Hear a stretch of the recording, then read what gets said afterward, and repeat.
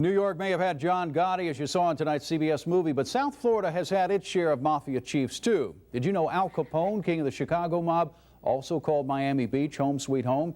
6 Action News reporter Gary Nelson says even though he's been dead for decades, in many ways, Scarface is still alive in South Florida.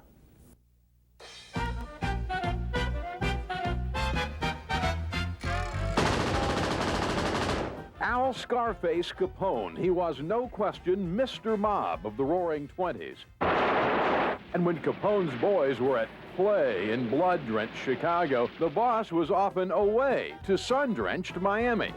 The Biltmore at that time was in its heyday. In the 1920s, Capone would spend weeks at a time at the opulent Biltmore in the Gables, holed up in his private suite, always keeping one eye out for the law.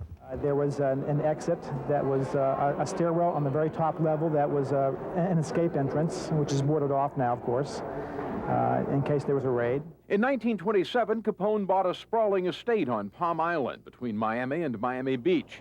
Today, the house looks much as it did then, but today, a gangster isn't living here, a policewoman is. She asked us not to take her picture. Is it not ironic that a Metro Dade police officer is living in Al Capone's house? Well, he'd probably roll over in his grave if he knew that. There is some evidence Capone's ghost, at least, may be rolling over. Sometimes things will disappear and then reappear in a place where we knew that we didn't put them. Things will be misplaced and found, you know, in a shoebox in the bottom of a closet that hasn't been opened in a few years. If Al Capone's ghost is haunting the cop, it might be understandable given that the cops haunted him in Miami. Try as he might to get respect here, all he got was hassled.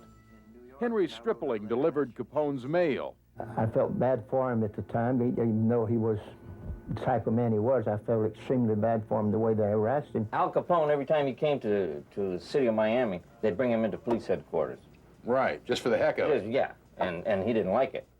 Historian Gordon Winslow has the records of Capone's brushes with the law here, piddling charges mostly, like loitering. Once on Miami Beach, they charged him with drinking. It was prohibition, of course, but the case didn't stick. Everybody out there was doing it. That's what the judge said when they threw this case out of court.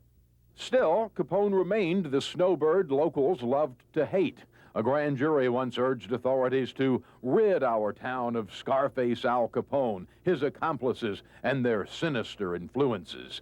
It was all Capone could do to find a place to eat. He used to come to dinner here because we were one of the only restaurants that let him come to dinner. Capone could eat at the landmark Joe's Stone Crab, perhaps because he paid his account in advance with a $100 bill, a fortune in those days. But one night he was turned away from Joe. He brought in one of his girlfriends, and he was asked to leave by my great-grandmother because he was married at the time. Joe's founder, Jenny Weiss, might feed a gangster, but she wasn't about to feed an adulterer. And Capone's notorious womanizing in the end did him in. After a few years in Alcatraz for income tax fraud, the only charge they ever got him on, Capone retreated to his Palm Island home here, where in 1947 he died, his brain scrambled by venereal disease. But before he died, he had his brother Ralph take cold bottles of beer out to waiting reporters. Even at death's door, Al Capone wanted folks in our town to like him. Gary Nelson, 6 Action News. That's 6 Action News at 11. Late Show with David Letterman is next. Action News is back again at 7:25. Have a great night, everybody. Good night.